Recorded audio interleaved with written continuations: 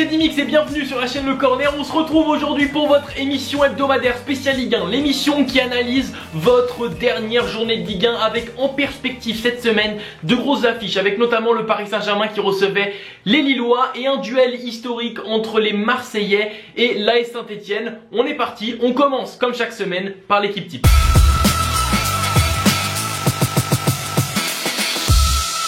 Et nous voici l'équipe type de cette 17e journée de Ligue 1. On va analyser cette équipe en commençant tout simplement par le gardien avec Benitez qui est aligné au cage. Victoire des Niçois à l'extérieur, 2-1 face aux Nantais. Très belle performance des Niçois qui arrivent à s'imposer contre une équipe nantaise qui impose vraiment un jeu assez difficile, surtout à domicile. Et c'est à noter avec une très grosse performance de Benitez au cage avec notamment de nombreux arrêts à son actif et surtout un arrêt très décisif lors de la fin de match qui permet à Nice de prendre les 3 points et non de repartir avec un match nul. Vous pouvez aussi observer qu'en latéral droit j'ai placé Lala de Strasbourg accompagné de Terrier en attaquant gauche. Ça représente cette victoire 3-0 à l'extérieur des Strasbourgeois contre Bordeaux. Bordeaux qui a vraiment du mal. Bordeaux qui est vraiment dans une très mauvaise dynamique et qui n'arrive plus à prendre 2 points même maintenant. Ce n'est plus, ils n'arrivent plus à arracher la victoire. Non, c'est maintenant des points. Ils ont du mal à prendre des points, notamment contre une équipe de Strasbourg assez collective, on va dire très collective, et des très bonnes performances encore une fois de Lala en latéral droit et de Terrier qui a été vraiment excellent. Je l'ai placé en attaquant gauche. C'est vrai qu'il a plus à son habitude de jouer un petit peu plus en retrait sur le milieu de terrain, il est plus milieu gauche on va dire, mais je l'ai placé en attaquant gauche parce que voilà, il a été aussi l'auteur d'un super but où il a tout simplement pris de vitesse tout l'allant. Je tenais à le féliciter et il a sa place dans mon équipe type. Et comme vous pouvez le voir, mon dernier défenseur central n'est autre que Kimpembe avec aussi accompagnant en milieu centre Marco Verratti. Victoire 3-1 des Parisiens avec notamment un but dans les toutes fins de match de Kylian Mbappé. Voilà, en tout cas c'est une victoire 3-1 des Parisiens qui n'ont pas été spécialement convaincants dans le jeu, mais en tout cas des très grosses performances individuelles, notamment celle de Kimpembe qui rassure après son match un petit peu loupé face à Strasbourg, et Marco Verratti qui était vraiment qui n'avait pas fait un très bon début de saison, qui est en train de se rattraper, et c'est pour ça que je l'ai mis dans mon équipe type. Ensuite, comme vous pouvez le voir, ma sentinelle une nouvelle fois n'est autre que Luis Gustavo. C'est vrai que Gustavo est vraiment en très grosse forme depuis ce début de saison, très grosse recrue pour l'Olympique de Marseille. Vous avez pu aussi voir que j'ai placé Valère Germain, aussi la recrue qui a enfin marqué, qui a ouvert son compteur but en Ligue 1 avec un doublé inscrit. En tout cas ça fait 3-0 pour les Marseillais face à des Stéphanois vraiment dans une très mauvaise dynamique, et ça devient aussi très inquiétant. Ce club fait un petit peu tout à l'envers. C'est vrai qu'on pense notamment que Gasset devrait être l'entraîneur numéro 1. Non, c'est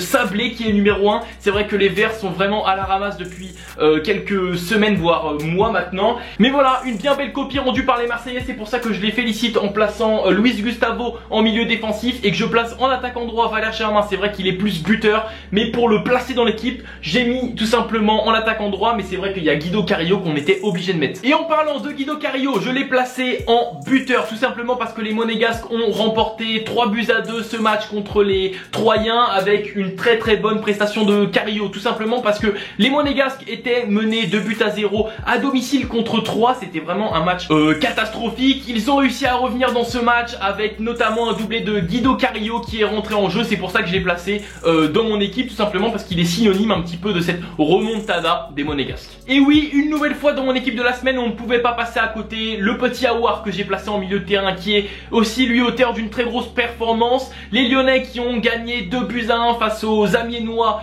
Amiens était à domicile et Lyon était à l'extérieur, et Lyon a arraché cette victoire en toute fin de match avec notamment un doublé de Aouar. C'est vrai que ce petit jeune est juste exceptionnel et c'est pas pour rien qu'il est pisté par de grandes écuries européennes, et c'est pour ça que je le mets dans mon équipe type encore une fois cette semaine. Inutile de vous rappeler que vous pouvez tenter de remporter un maillot d'un des joueurs de votre choix de cette équipe de la semaine. Tout simplement, il vous suffit de like la vidéo et de mettre en commentaire hashtag et le nom du joueur. Par exemple, si vous voulez le maillot de Marco Verratti, vous mettez un like sur cette vidéo et vous mettez hashtag Verratti. On fait un petit check-up au classement avec notamment à noter la performance des Niçois qui leur permet de remonter à la 8e place. Et si pourquoi pas les Niçois allaient jouer l'Europe cette saison, c'est la question qu'on vous pose. N'hésitez pas à nous répondre en commentaire. On peut aussi observer que la mauvaise opération est une nouvelle fois opérée par les Bordelais qui se situent à la 14e place et Saint-Etienne qui se situe à la 15e place à égalité de points. Ils ne sont plus qu'à 2 points de la zone rouge. Attention à surveiller. Et donc voilà, maintenant cette rubrique terminée, on passe désormais à la rubrique qui vous donne des étoiles dans les yeux. On passe au top but.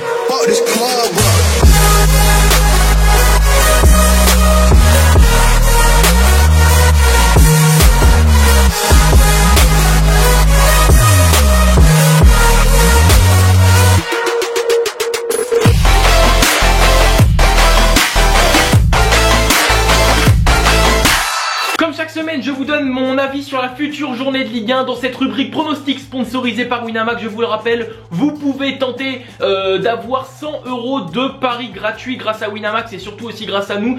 Vous avez juste à aller vous inscrire sur le site Winamax en utilisant, je le rappelle bien, en utilisant le lien qui est dans la description. Donc allez vous inscrire, vous avez 100 € de paris gratuits. Donc tu peux suivre mes conseils pronostics que je vais te donner ou ben tu paries ce que tu as envie. Donc voilà, pour la prochaine journée de Ligue 1, on commence avec un Saint-Etienne-Monaco. Je vois un match nul entre ces deux équipes. Rennes contre le Paris Saint-Germain, je vois une victoire des Parisiens. Caen contre les Guingampais, je vois une victoire des Canets. Dijon contre Lille, je vois une victoire des Dijonais. Montpellier contre Metz, victoire de Montpellier. Strasbourg contre Toulouse, victoire des Strasbourgeois. Troyes contre Amiens, j'ai mis match nul. Nantes contre Angers, j'ai mis victoire des Nantais qui vont se rattraper. Nice contre Bordeaux, je vois une nouvelle fois une victoire des Niçois. Et Lyon contre Marseille, j'ai mis match nul, tout simplement parce que quand Marseille n'a pas à faire le jeu, je les trouve meilleurs et Lyon vont devoir faire le jeu à domicile. Et donc voilà, spécial Ligue 1, c'est déjà terminé. Ça a été un plaisir de vous animer cette émission comme chaque semaine. N'hésitez pas à lâcher un like sur cette vidéo pour encourager la série. N'hésite pas aussi à t'abonner à la chaîne du Corner pour suivre les futurs épisodes. Et aussi, n'hésite pas à aller voir dès demain, aussi le mardi à 18 h,